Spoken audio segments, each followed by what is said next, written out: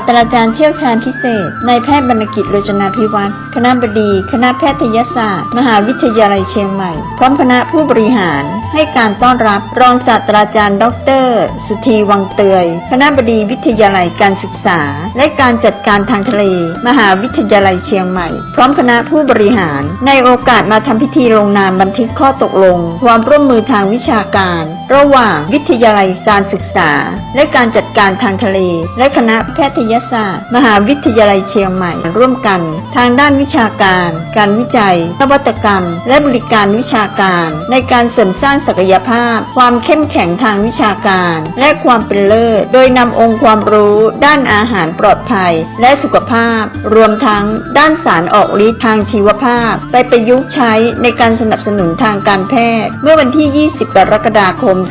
2565 หน้าห้องประชุมชั้น 15 อาคารเฉลิมพระบารมีคณะแพทยศาสตร์มหาวิทยาลัยเชียงใหม่